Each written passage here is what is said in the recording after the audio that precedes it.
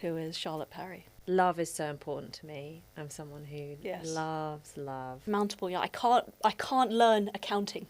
I can't do it. That bullet point. Accounting. Yes. Welcome to the Zest Method channel. I'm Amelia, an ex-army doctor and founder of a preventative medicine coaching business called, you guessed it, the Zest Method. I have an insatiable curiosity about the subconscious mind and self-betterment, and so I'm hoping to, through this medium, share what I learn and hopefully help humans feel better, not perfect. Okay, so I'm going to put you on the spot immediately, which, don't freak. Yeah, let's go.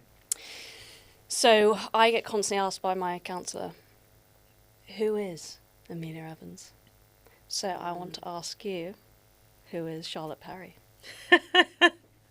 And you can answer that is really yeah, putting me on the I know. spot. And you can obviously you can phrase it any way you like, but it'll be interesting. I'm really intrigued to see what you actually answer. Yeah. Well, I know what I want my answer to be. It's just whether I've got there and whether I know what that is, I don't know. And that is, you have to answer this question as if you're going to strip everything away. Like there's an apocalypse and you literally have like nothing. Okay. So you don't have your possessions, your achievements don't matter anymore. Qualifications gone. Yeah, because none of that infrastructure is there. Okay. So it's supposed to be, well, it doesn't have to be, but as in the ideal answer to this question, to really know who you are, is about the essence of who you are with all of that stripped away. Okay, okay now. The ultimate tease, I can't wait. So this better be profound, by the way. The build up. Profound things to say. So who's the essence of Charlotte Perry? Love is so important to me. I'm someone who loves love. So the quality of my connections and the depth more than the quantity. We love depth. We love depth. Someone who enjoys the simplicity of things. I love a sunset. And just some of my happiest times is when I've got nothing on my to-do list. I don't feel guilty about not doing something, and I just get to potter around, wherever I am, pop in and out of shops, get a little something to eat, walk around. I was where I grew up recently in Southwold, and I just pottered around because my exam was done, my interview was done. Free. And I walked, along the pier, along the seafront, popped into shops, and just that freedom to enjoy the simplicity. So Charlotte Perry is a loving being who just wants, I hate saying simple life because obviously you're not simple, but just seeking simplicity and freedom. Yeah. With a Free-spirited. Sprinkle of adventure and excitement. Like it. Which I feel like we all want that. Definitely. Sprinkle of adventure and excitement. Yeah, me too much probably. Yeah. So now, the first episode 3, is about goals. Now, January has been and gone, but I really liked your take on spring. So that's why actually we're going to bring it up again, because spring, new beginnings can happen again in Q2. So I wanted your 50,000 foot view on goals in general, how you see them, because a lot of people, every time I ask for people's New Year's resolutions now, I get two types of people. Some people say, oh my God, that doesn't work, don't ask me, I don't have one. And other people give me like a long essay and list. I'm that person. Yeah. So I wanted, because we now got this lovely sort of hopefully annual tradition where we go and discuss our goals. I love it. January the 3rd. I love the goal setting. It was such a fun session with you. Yeah. So I'm going to ask you what your high level view of goals is. So my process that I've kind of developed has 3 bits. Mm-hmm. You got to know where you've been, where you're going, and then make a plan. Okay. So that's the idea behind it. And I think I just love the first bit because I just love reflecting. So I now do like monthly reviews. Well, because my memory's crap. My memory's so bad. And I'll go through my camera roll like, oh, I did that. Yeah. Or like, well done me. And I've actually, it's so funny because now I know that I'm doing it. If I have a great moment in my day, even something like there was someone I saw at work who I hadn't seen for ages, and I really enjoyed like working with her and hanging out with her. And I like put like in my notes and then screenshotted it into my camera roll, like, so and so really loved hanging out with her. You know, so that in the future, because I do my review and I might put it in there, that I remember when I live back in London again, like, let's go for a coffee. Because my memory is just, it's so bad. It's great because I can tell Charlotte the same story multiple times, the same punchline. She'd be like, oh my God, great story. I'm like, I know. Love it. Yeah. You really did that. Yeah. So it's about knowing where you've been. And, you know, it depends what you want from that.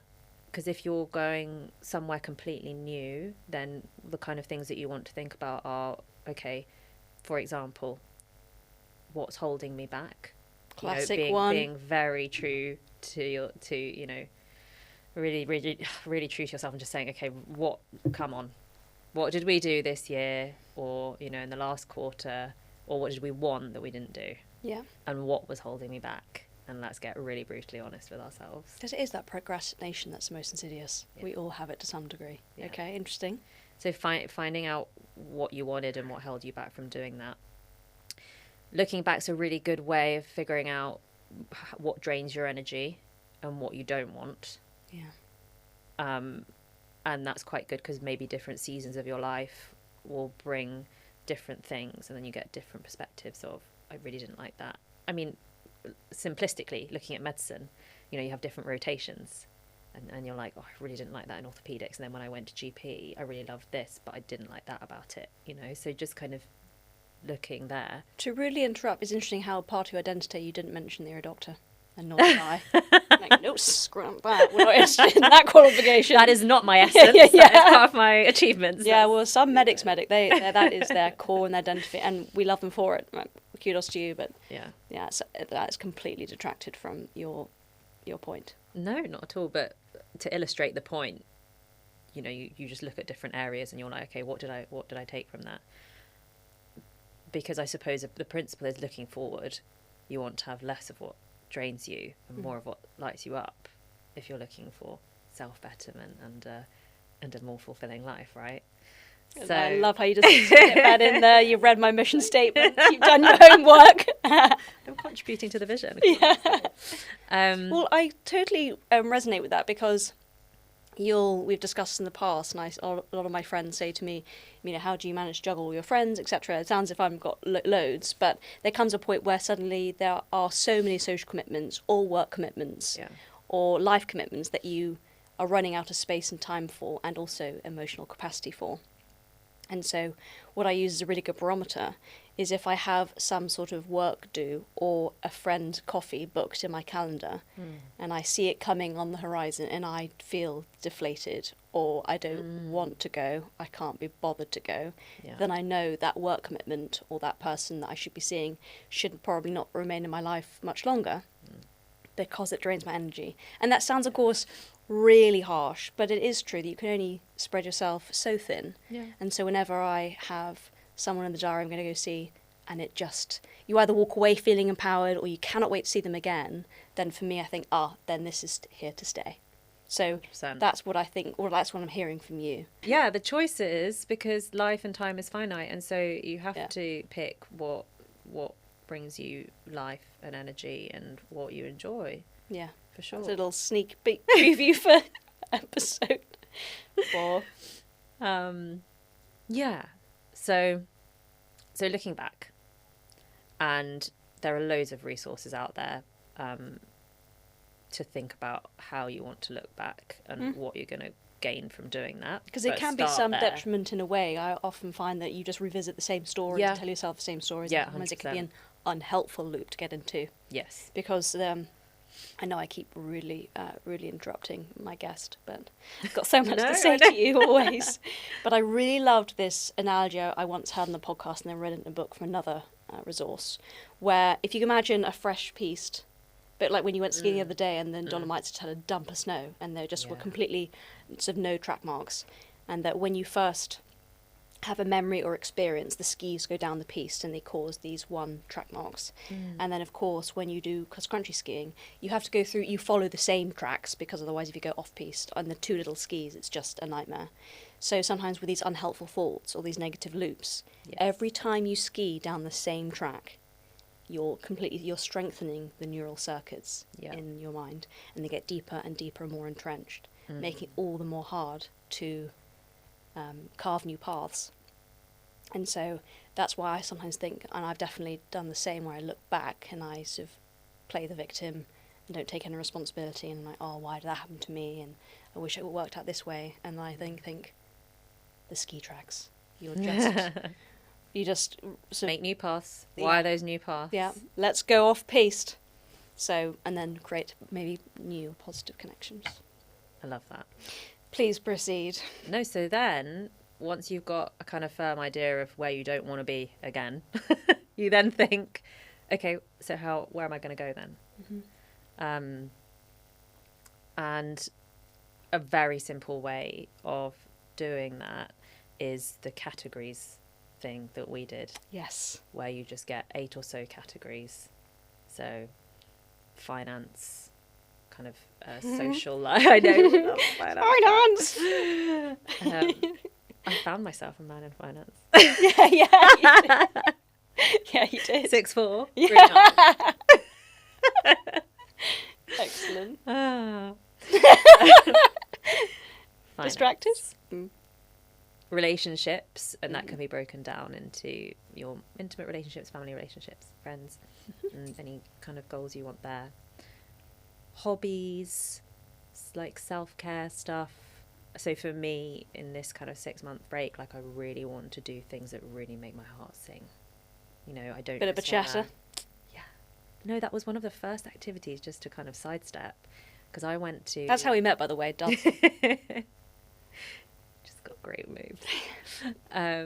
I used my previous 6-month break, which was just after COVID, when I was super burnt out after working in hospitals after that. Ditto. Bali and Thailand. Let's go. Yeah. Let's get away from the place. But, you know, wherever you go, there you are. So I love them. That's a good expression. Yeah. Wherever you go, there you are. Yep. So usually, Hey. I mean, environment support, we know with habit formation, environment's really important. Yeah, but cues removed, etc. You are still there wherever you take yourself, wherever you go. So I loved them, but having then done dance and doing dance with you on a regular basis, but also joining the course and then going to perform internationally, which was brave. so scary. Oh my gosh. That, if you said to me, which experiences would you take away? 100% I'd take away Bali and Thailand, because they were amazing and it was beautiful, and traveling does have a place in my life, definitely. But nothing makes my heart sing more, and I feel more like myself Alive. than dance. Interesting. That's I just love it, and It's so amazing. I want to do more of that. I want to do more of, okay, what do I really I love? better start practicing then. I'm so out of. When we out of go away, we practice. need to be. Yes. Yeah, so you got to have some routines in your head. Yeah, I know. Revisit those. So yeah, things that make your heart sing, hobbies, self-care, whatever. Career, projects, because you know you have your career, but then maybe you have your side hustles, and which we love. Yeah. And those categories are for your aspirations. That's what you want. Yeah, so it's like, where do you want to go? So that's just one way of giving you a structure to be able to get some, because it's a bit difficult to just sit down with a blank piece of paper sometimes. However, that is an alternative. You literally just sit with a blank piece of paper and just think, well, what do I want? Yeah. Another one, of course, is visualization. Which I do every night. Yeah, a lot of people will, and it's not something that I've actually done, but I obviously heard about it a lot from podcasts and things. But Very good. yeah, just sitting down and imagining, like, what would you do and what would your life look like in 5 years? Like, imagine your ideal life in 5 years. There's an interesting concept I came across which actually really helped me. The notion was called life design, and how would you, if you removed all barriers and fear and procrastination, how would you design your life? And that actually then led me to designing pretty close now to the life I would live, because I saw it in that dimension. Yeah. I was like, oh yeah, what would I actually do? And it turned out that with a few tweakments, I wasn't far off. So, But what did you use to do that? As in, are you saying there is that process called life design? But as in, so I've mentioned a couple there of how you would actually sit and think about where you want to go. What was that process for you? well, I think it was a case of listing just a typical day. So in a way, the goal wasn't so big. Yeah. But it was a mix of visualization, so actually imagining whenever I do go to sleep and falling asleep, what am I actually dreaming of? And it is just a standard, typical day. And I'm a real early bird, I'm a morning person, so I did my sort of self-care routine in the morning when no one else in the world is, it feels as if no one else is awake. Yeah. And I have that special 3-hour window to do exactly what I want, undisturbed. And I found myself doing that naturally already. But then, I mean, maybe this is actually maybe a timely, because there's a question I'm going to ask you later, but let's just jump to it now. Let's, rip up the notes. It's not, but so I loved your approach, and we went through that together, and putting in those categories really helped me. Yeah. So I wanted your opinion on something that I did, I think, after our session, when I still felt stressed. I was like, Amelia, you still haven't got this stress issue sorted. Okay. And so I then suddenly thought, which will resonate with you now, is simplicity. And I was like, you juggle a lot of plates, and I think that is causing you a lot of stress. So how do we get rid of the plates, and which plates are you going to get rid of? Yeah. And so what it came down to was, I was listening to, I think his name is the efficiency coach or something, and he basically brought up an example of Olympian. And this Olympian had this sort of maniacal view. It's a good word. Swallow the dictionary. Just throw that one in there. Obviously, you've been planning that one for a while. And I don't learn, Excellent vocab. I don't learn new words very often, so I got stuck on amalgamation for years. Anyway, so this Olympian, very, very sensibly, obviously, their life evolves in every 4-year blocks. Yes. Yeah. So then this Olympian, I think she was some cyclist, and awfully I can't remember her name, but she then said, well, then obviously every year 4 blocks has 4 1-years in them. And then she broke down what she wants in each year 1, year 2, year 3, year 4, and they all differ. It's then build-up phase, then eventually ends with rest. Cycle. Yeah. Then, of course, each of that 1 year has 12 months. You can see where I'm going through this. And I was like, oh, I'm going to do the same. So instead of it being 4 years, 'cause I'm not Olympian,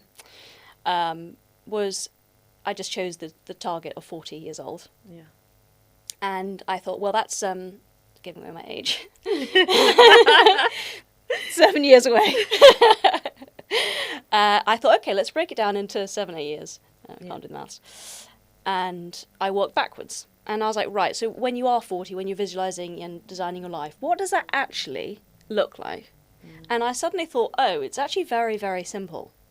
It's a loving wife in the picture. You know I love the sun, so I'm somewhere God, I want to be there with you. abroad. The sun. You can get a neighbouring house. Yeah. And then I thought I want to have a fulfilling career. Now, at the moment, what I want is be able to be a full-time coach, because that's what I find most fulfilling work, when I can work with the syllabus I want and help people the way I want, not constrained to the medical protocols we're instructed to do, which have their place, but just not how I like to help people. I was like, okay. So in 8 years, I've got to somehow get a big enough client list base to be a full-time coach or part-time coach. I've got to find a country that it's liberal, it's not too far away from family, but it's somewhere that has almost guaranteed sunshine for most of the year. Yeah, perfect. And then I've got to find a wife. So, okay, that's only 3 plates to juggle. So then I broke it down into what I want each year, and then what I need to do each month to contribute to that year. Then I broke it down into each week, and then each day. And so what it came down to is basically every single day I do 3 actions that contribute to these 3 goals. So I've got to do some action every single day that gets me a date or a match, or I go to an LGBT event, so it increases the odds of me meeting someone. maybe at the end of the week I research a couple of countries to find out actually where do I want to live. And then for the third one, network. Because by networking, I get to understand what my target audience is and niche. And so I worked back, so that's how I've designed my life now. That, yes, it's got sort of an 8-year projection ahead of it, but now I'm doing small little actions every single day that's building up week upon week, month upon month, year upon year, to then make me have these 3 goals. So I've completely changed actually how I do goals now. And so every single day I have a bit of a to-do list or sort of tick list, but I think, okay, have you been on Hinge religiously and at least swiped right for someone? Have you sent a networking message to someone? Yeah. And have you done a bit of budgeting or done a bit of sort of Skyscanner sort of work to see maybe what kind of country and finances, etc. Yeah. And I do that every single day now to be able to work towards, okay, well, at the end of the year I'd achieved 50 dates or I'd achieved, I don't know what the numbers are, but that's helped me now every single day give me a purpose. So that was my view on goals. But you've actually done the 3 aspects. I'm not married. No, as in the 3 aspects of goal setting, as in for this conversation. Okay. You did it. So you've done loads of stuff. I mean, you've weaved in and out all sorts of different things over the last, however many years. No, we're still young. We both are. Yeah. But over the last 15 years, you've done all sorts. You've been in the military. You've been a doctor. And still are. You've done your aesthetics clinic. You've done personal training. And then, whether consciously or not, you have reflected on those experiences. Yes. Yes. So that's and the first part. Worked out what I don't Exactly. want. So that is the first part. The second part is then that you then looked for when you were 80, or however. You don't have to have.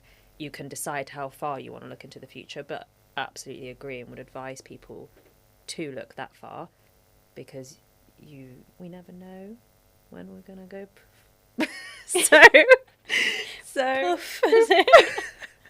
so we need to know, what do we want from this life? And you've done it, and you've looked and said, okay, well, where do I want to go?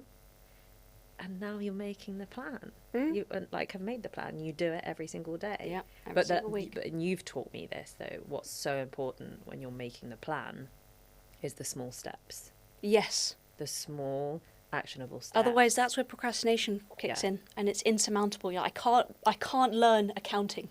I can't do it. That bullet point. Accounting. Yes. No, all seriousness, that used to be a bullet point for a good year on my list. I was like, Amelia, people do this for a whole living.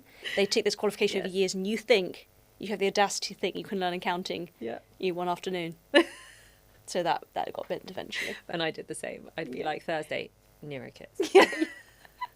So unhelpful. Yeah. So I'm really glad that works for you as well. Yeah. Well, has it? No, I mean, so as we know, I do struggle a little bit with that last part. And so the last 2 years, as you know, I've been doing my yearly resolutions, and I put those into quarters.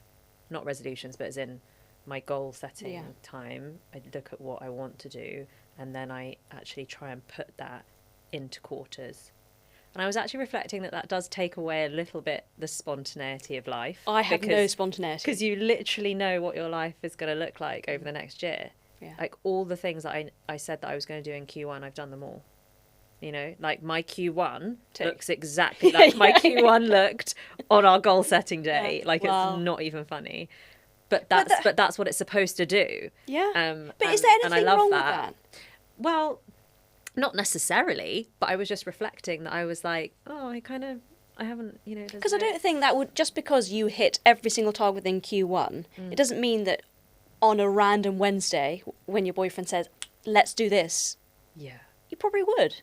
And that's... No, definitely. Whereas for me, I'm like, no, I've got this plan. I need to tick this box, so I do need to work on that. But I don't think it calls for lack of spontaneity in that way. Yeah. Because I think even if, let's say, you entered Q2 and you had this list, and suddenly your values change or something, you'd suddenly actually realise, actually, that's not what I want to do, you'd be adaptable. You'd adjust. You're right. I think it's to do with, we love to hope and we love to have dreams, and that's why people struggle a lot when they get quite famous or have a lot of money. There's not much to dream of anymore. Because you've done it. Because you've done it all. And so some of that joy comes from hoping and working towards the goals. And I think I was talking to you about this, about how, or maybe it wasn't, but anyway, it's about how you plan out your goal and you incrementally get towards your goal, so that by the time you've got there, you've been on the journey, and so getting the goal sometimes, not maybe all the time, but doesn't necessarily give you that, oh my God, I've got the goal, because the incremental steps that you took to get there, it then seemed natural that you were going to get there. Whereas if you go from, if you told me 2 years ago that they've, now I've sold the assets of my company. Yeah, like, someone acquired her company. She's got bought out. Amazing. I'd be like, what? And you'd be jumping around just crazy, can't believe it. But it's about the fact that I put in the steps to do that. It didn't seem that ludicrous of an idea when it happened. And I think maybe that's what I'm reflecting on when I'm thinking about, well, if I completely plan out my life, there's not much, hoping and dreaming. And yes, of course, there's spontaneity, but it was just a reflection. I was just kind of like, wow, I'm really planning out my whole year. And then that's kind of making me feel a little bit sad that I don't know what's going to come, which is weird. But the thing is that I got where I wanted to be. But then I'm going to counter that, because you said to me, actually, you quite like stability. Yeah. And by knowing exactly what's going to happen roughly on track, then maybe you'll like it more than you think. Yeah. Because you're right, if I suddenly do get married in 2028 when I'm planned to, I did it. I did. Yeah. It's like some fortune teller. I don't know how I feel about that. I'll let you know. I'm walking down the aisle. Like, it happened on time. Q3 wedding with No. So I think that's the balance, isn't it? Maybe, I suppose it's like, do all of this planning, but enjoy the moment, hope and dream. But you won't get to places that you want to go without this kind of strategy, I suppose. With the smaller steps, it sort of triggered a memory, because the thing that I keep trying to tell myself is just try and enjoy the journey. Because when you're not really getting any traction, so I'm not getting my first client, or the dates keep falling through, or people actually don't want to meet up with you because it's raining outside, so they just don't turn up. At the time you think, this is so awful. Why can't I just already be at that state? And so I've got to keep trying to tell myself, remember, enjoy the journey, because that's actually where the growth happens. That sort of growth mindset where you begin to train your brain to enjoy the hard stuff. Yeah. And there's this interesting notion I actually heard from Andrew Huberman on the Human Lab, where the example he used, which I can resonate with, is hill sprints. And he said, as long as you don't have a dopamine hit before or after, which I fail at because I have coffee afterwards, which gives me a massive dopamine hit, but that aside, that actually... That's okay, I feel like that's habit stacking. Like, hill sprints and coffee, it's like, I've put them together. Yeah, it's just going to happen. It just is. It definitely cues me for coffee.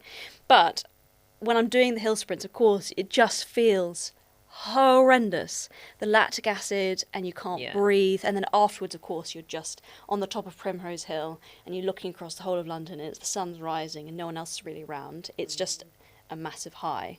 But what he was trying to say in this growth mindset is that if, when you finish that set, that's the goal, that's what you've reached, and you risk of then what's the anticlimax. Whereas if you can really learn to enjoy the actual hill sprint bit, then any challenge or journey you go on, because life is a journey, you'll enjoy the whole way, which I definitely am so far from. I need to keep reminding myself daily that I need to enjoy this frustrating part. I don't know how one does that, but I'm trying to, by give myself baby steps and almost baby goals, but it's in and amongst the challenge and let down, etc., that I'm trying to enjoy that, so that we don't keep moving the goalposts. Because we've all mentioned it and heard it before, the hedonic treadmill. and I'm really worried that I'll never be fulfilled because nothing, and still to date, nothing is enough. And to me, nothing is more terrifying. Now, the good thing is I've got self-insight, self-awareness to realise what's going on, and it needs to be fixed. But how one does that, but still keep goals and aspirations and motivation, it's a really hard one. Yeah. I think. I don't know what your take on that is. We're going to talk about it more. You've got a fun That's the night next episode. That's against the plan. Can't compute. Hold But down. you're